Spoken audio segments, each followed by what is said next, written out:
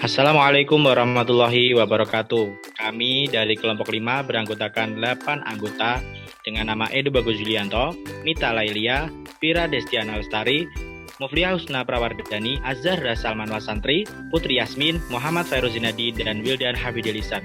Kami akan mempresentasikan mengenai basic mentality atau mentalitas dasar.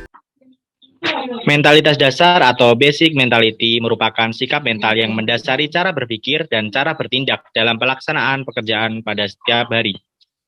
Mentalitas dasar meliputi yang pertama yaitu fokus pada pelanggan, yang kedua fokus pada PDCA, yang ketiga fokus pada fakta dan data, kemudian yang keempat fokus pada kerjasama, yang terakhir yaitu fokus pada keunggulan. Next. Yang pertama yaitu fokus pada pelanggan. Fokus pada pelanggan meliputi kualitas adalah nilai tambah bagi pelanggan atau quality is value of customer. Yang kedua yaitu kualitas adalah QCDSM. Yang ketiga yaitu pelanggan adalah keseluruhan proses.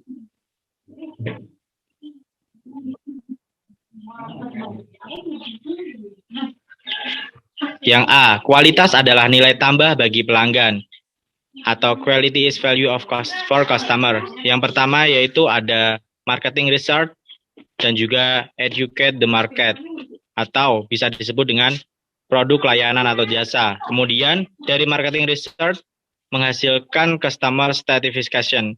Nah, dari customer satisfaction ini sendiri kemudian berlanjut kepada customer delight. Nah, dari customer delight kemudian customer satisfaction itu didapatkan dari juga inovasi ataupun improvement dari produk layanan atau jasa itu sendiri. Next. Untuk selanjutnya ada kualitas QCDSM. Kualitas ini mencakup 5 aspek, yaitu quality, kualitas produk atau jasa, tentunya minimal memenuhi harapan pelanggan.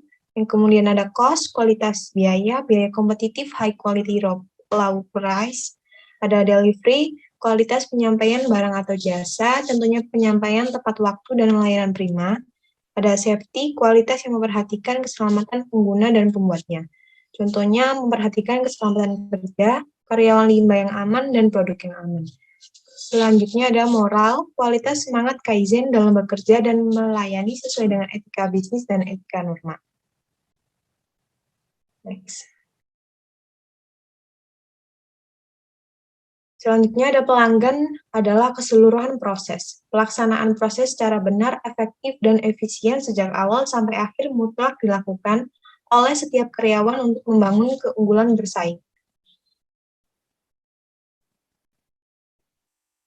Kemudian ada fokus PDCA. Manajemen adalah PDCA, di mana yang dimaksud ialah tentang memutar daur plan, do, check, action, secara berkesinambungan sehingga menghasilkan kemajuan.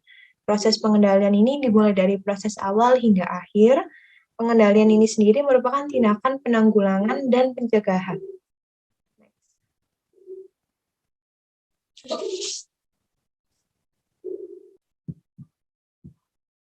Manajemen is PDCA.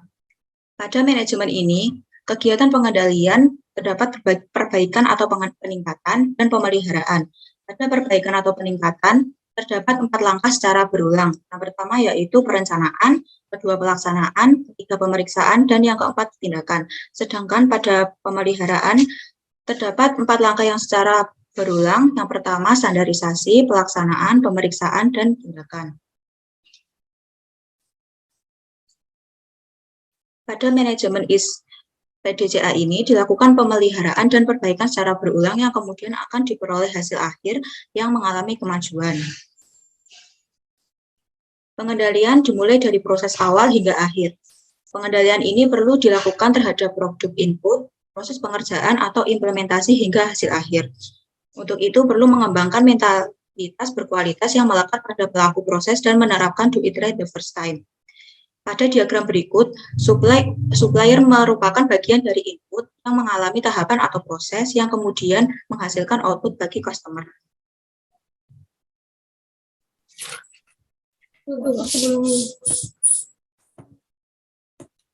Selanjutnya, pengendalian adalah tindakan penanggulangan dan pencegahan. Dengan kata lain, pengendalian mutu adalah segala aktivitas untuk menjaga dan mengarahkan agar mutu atau kualitas produk dapat dipertahankan sebagaimana yang telah direncanakan. Nah, dalam pengendalian ini ada beberapa hal yang harus dilakukan. Yang pertama, menanggulangi masalah yang timbul dengan PICA atau Problem Identification and Corrective Action.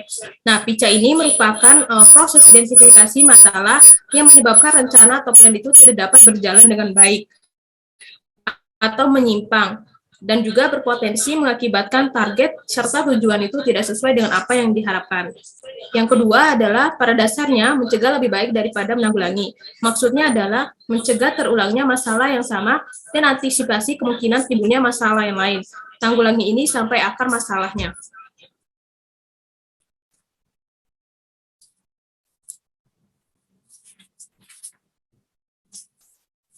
Kemudian fokus pada fakta dan juga data. Yang pertama ada manajemen berdasarkan fakta dan data. Manajemen berdasarkan fakta dan data merupakan proses pengambilan keputusan berbasis fakta dan juga data, bukan hanya sekedar pada perasaan. Dalam hal ini, semua keputusan itu harus mengarah pada data statistik yang ada.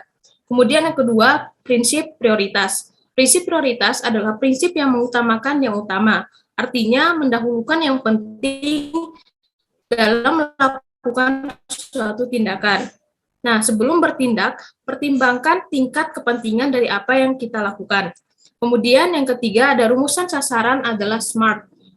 Prinsip SMART Goal merupakan pedoman yang dipergunakan untuk menentukan sasaran atau target dari suatu proyek seperti peningkatan suatu kualitas.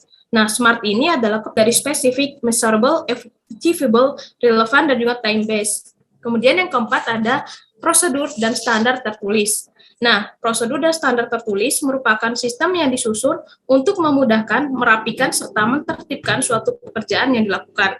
Nah, sistem ini berisi urutan proses melakukan suatu pekerjaan dari awal sampai akhir. Atau dengan kata lain, dalam sistem ini berisi dokumen tertulis yang berisi prosedur kerja secara rinci, bertahap, dan juga teratur secara sistematis. Hal ini dilakukan untuk memastikan suatu tindakan atau keputusan yang diambil dapat berjalan sesuai dengan apa yang diinginkan.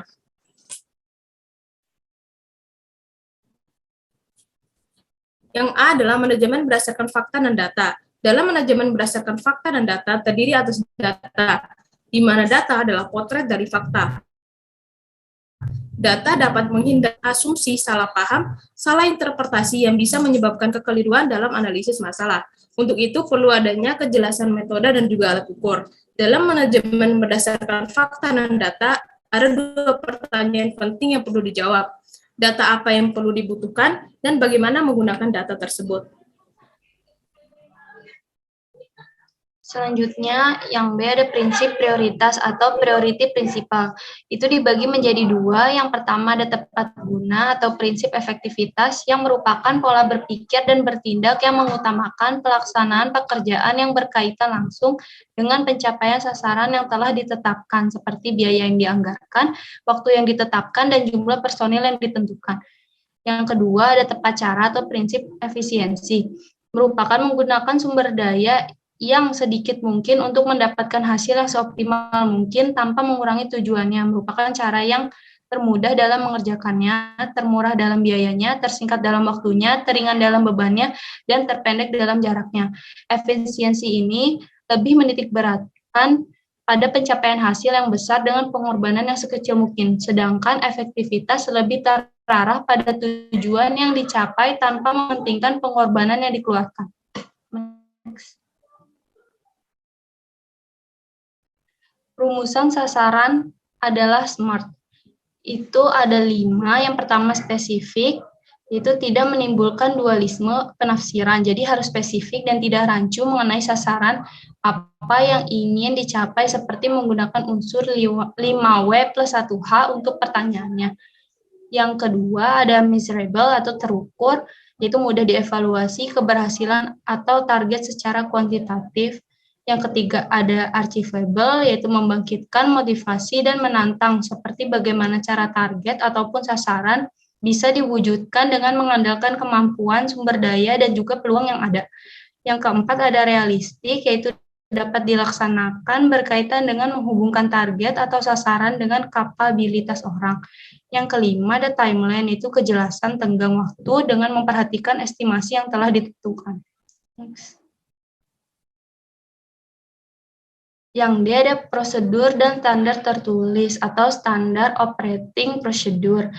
Tujuan dibuatnya standarisasi proses kerja adalah yang pertama, menghindari salah pengertian dan salah persepsi. Yang kedua, mempermudah proses dan konsistensi. Yang ketiga, mempercepat pengambilan keputusan yang akurat. Yang keempat, mempermudah proses pengalihan tugas kepada pengganti. Yang kelima, merupakan pijakan dalam rangka melakukan improvement berikutnya.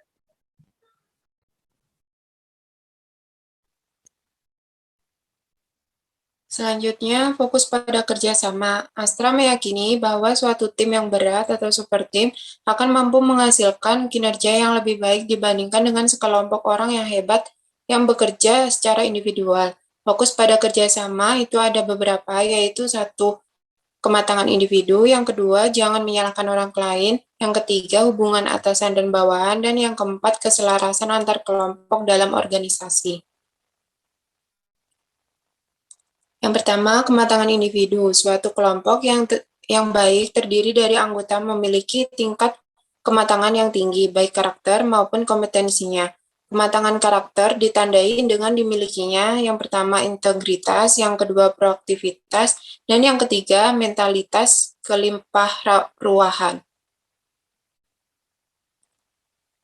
Yang kedua, jangan menyalahkan orang lain. Agar tidak menyalahkan orang lain, perlu dibangun sikap, yaitu satu, saling percaya, yang kedua, saling pengertian, dan yang ketiga, saling memberi. C. Hubungan atasan dan bawahan. Yang pertama yaitu fase plan, untuk mendapatkan komitmen atau partisipasi. Yang kedua, fase do, untuk kinerja yang optimal atau empowerment. Yang ketiga, fase check, untuk memelihara motivasi atau appraising and rewarding. Yang keempat, fase action, untuk problem solving, continuous improvement, menarik pelajaran dan perubahan sikap, atau pemberian tugas, pemecahan masalah, dan pengambilan alihan tugas. D. Keselarasan antar kelompok dalam organisasi. Yang pertama yaitu kejelasan tanggung jawab dan otoritas.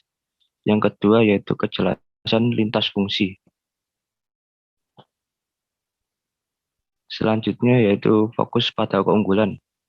Yang A, bebas mencoba hal-hal baru. Yang B, mengelola resiko.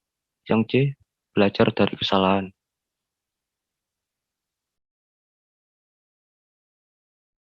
Yaitu bebas mencoba hal baru. Tanggapan manusia terhadap perubahan terbagi menjadi 3. Yang pertama yaitu tidak mengikuti perubahan, yang kedua yaitu mengikuti perubahan, dan yang ketiga yaitu menginisiasi perubahan. Keunggulan bisa tercapai bila tiap individu kreatif dalam melakukan perubahan. Ada 3 langkah, yaitu yang pertama mengenali potensi, yang kedua membangun paradigma prestatif, yang ketiga yaitu menemukan standar kerja yang tinggi. B. Mengelola resiko. Pengelolaan resiko dapat dilakukan antara lain dengan 3 cara. Yang pertama yaitu memahami sasaran yang akan dicapai dan implikasinya dengan benar. Yang kedua yaitu memahami kemampuan diri dengan benar dan menguasai kompetensi yang diperlukan untuk pekerjaan tertentu. Dan yang ketiga yaitu mengacu kepada sistem nilai yang ada. Yang C yaitu belajar dari kesalahan. Hal-hal yang perlu diperhatikan dalam belajar dari kesalahan yaitu ada 3. Yang pertama, menumbuhkan semangat saling mempercayai dan menghargai. Yang kedua, membangun suasana kerja yang partisipatif. Dan yang terakhir yaitu menciptakan iklim dan menunjang timbulnya kreativitas. Sekian presentasi dari kelompok 5. Wassalamualaikum warahmatullahi wabarakatuh.